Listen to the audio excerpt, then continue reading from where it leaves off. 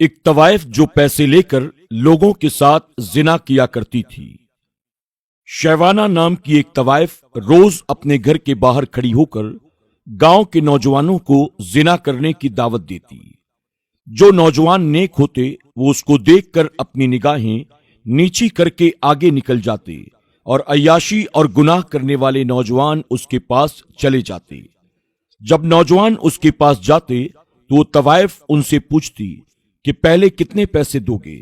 وہ نوجوان کہتا 2000 روپے دوں گا تو طوائف کہتی نہیں، میں 1 گھنٹے کے 4000 روپے لوں گی اور وہ بھی تمہیں پہلے دینے ہوں گے۔ نوجوان اپنے پرس سے پیسے نکالتا اور اس طوائف کے ہاتھ میں رکھ دیتا۔ طوائف اچھے طریقے سے پیسوں کو گنتی۔ جب پیسے مکمل ہوتے تو گلی میں ادھر ادھر دیکھتی اور اس کے بعد نوجوان کو اپنے ساتھ لے کر گھر کے اندر چلی جاتی۔ تو اس طرح اس گاؤں کے کئی نوجوان اس طوائف کے گھر پر اکثر آتے جاتے تھے اور اسے پیسہ دے کر اس کے ساتھ بدکاری کرتے اور ایک بڑے گناہ کو اس کے ساتھ مل کر انجام دیتے۔ اس طوائف کو بس اپنے پیسوں سے مطلب تھا۔ وہ پیسوں کے لیے روزانہ گاؤں کے نوجوانوں کو دعوت گناہ دیتی اور کئی نوجوان اسے پیسہ دے کر اس کے ساتھ بدکاری کرتے۔ دھیرے دھیرے گاؤں کے کئی لوگوں کو اس طوائف کے بارے میں پتہ چل گیا۔ جب مسجد کے امام صاحب تک یہ بات پہنچی تو امام صاحب نے سوچا گاؤں میں اس طرح کا کام ہونا یہ کوئی اچھی علامت نہیں ہے، کیوں نہ میں اس طوائف کو جا کر نصیحت کروں۔ یہ سوچ کر مسجد کے امام صاحب ایک دن اس طوائف کے گھر پہنچ گئے۔ گھر کے قریب جا کر دروازہ کھٹکھٹایا، اندر سے وہ طوائف باہر آئی۔ جب اس طوائف نے مسجد کے امام صاحب کو اپنے گھر کے دروازے پر کھڑا دیکھا تو وہ چونک گئی۔ اس نے پوچھا، مولانا صاحب کیا کام ہے؟ آپ میرے گھر بلا کیوں آئے ہیں؟ مسجد کے امام صاحب نے پوچھا، آپ کی 1 گھنٹے کی کتنی قیمت ہے؟ جب طوائف نے یہ سنا پہلے تو وہ چونک گئی، لیکن اس کے اندر پیسوں کی لالچ بھری ہوئی تھی، تو اس نے کہا میں 1 گھنٹے کا 4000 روپے لیتی ہوں اور وہ بھی پہلے دینے ہوں گے۔ امام صاحب نے اپنے پرس سے 4000 روپے نکالے اور اسے دے دیے اور کہا میں تمہارے ساتھ 1 گھنٹہ گزارنا چاہتا ہوں۔ طوائف نے امام صاحب سے وہ پیسے لے لیے، پیسوں کو اچھی طریقے سے گن لیا اور پھر گلی میں ادھر ادھر دیکھا اور پھر کہا کہ ٹھیک ہے مولانا صاحب، آپ میرے گھر کے اندر آ جائیے۔ پھر امام صاحب کو ساتھ لے کر اپنے گھر کے اندر وہ چلی گئی۔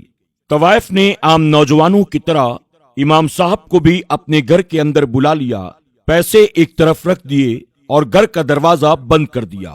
اس کے بعد امام صاحب کے سامنے کھڑے ہو کر اپنے کپڑے اتارنے لگی تو امام صاحب نے اپنی آنکھوں پر ہاتھ رکھ لیا اور کہنے لگے، رکو رکو، میں تمہارے پاس اس کام کے لیے نہیں آیا ہوں۔ طوائف نے جب یہ سنا تو حیران رہ گئی اور پوچھا، پھر آپ نے مجھے 4000 روپے آخر کیوں دیے؟ آپ یہاں کیوں آئے ہیں؟ اس پر امام صاحب نے کہا، میں نے تمہیں 1 گھنٹے کے 4000 روپے دیے ہیں، اب اس 1 گھنٹے میں جو چاہے وہ میں تمہارے ساتھ کر سکتا ہوں۔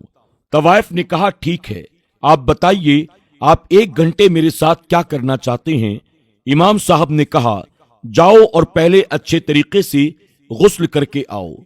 تو طوائف نے کہا کہ ٹھیک ہے، جیسی آپ کی مرضی، آپ کے پاس 1 گھنٹے کا وقت ہے، مجھے کیسے بھی کر کے یہ 1 گھنٹے آپ کے ساتھ گزارنے ہیں، میں غسل کرنے کے لیے چلی جاتی ہوں۔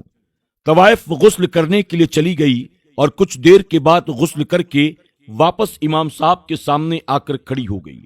اپنی گھڑی کو دیکھتے ہوئے اس نے امام صاحب سے کہا، اب آپ کے پاس 40 منٹ اور رہ گئے ہیں، اب بتائیے آگے کیا کرنا ہے؟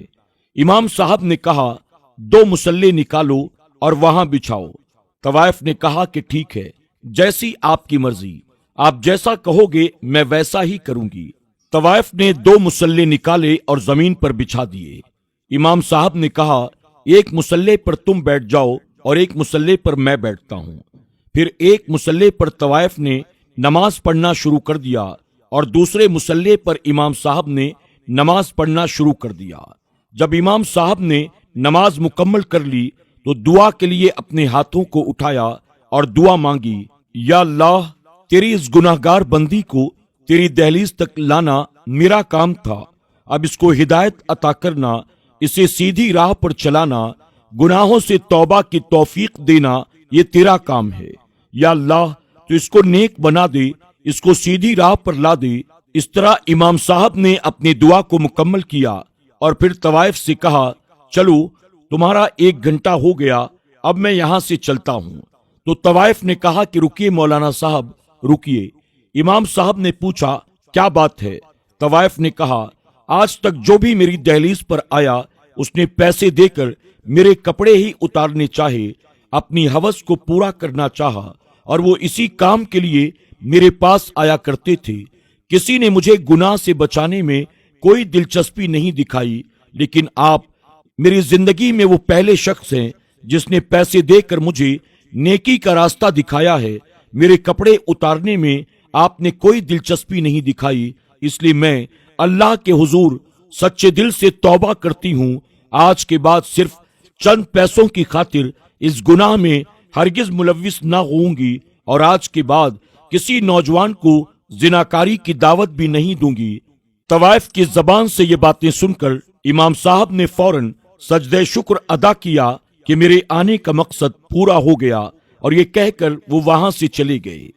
इस वाक़े के बाद तवाइफ एक नेक खातून बन गई, नमाज रोजे की पाबंद हो गई, और कभी भी किसी गैर महरम को अपना चेहरा न दिखाया, और उस इमाम साहब के लिए हमेशा दुआएं करती जिसने उसे उस बड़े गुनाह से बचाया और उसकी दुनिया और आखिरत को संवार दिया। अल्लाह रब्बुल इज्जत की बारगाह में दुआ है कि मेरा करीम हमारे मुआशरे के हर नौजवान को जिनाकारी और बदकारी जैसे बड़े बड़े गुनाहों से महफूज फरमाए, उनके दिल में इन तमाम बुराइयों और गुनाहों के लिए नफरत पैदा करके उन्हें सिराते मुस्तकीम पर चलने की तौफीक अता करे। आमीन या रब्बल आलमीन।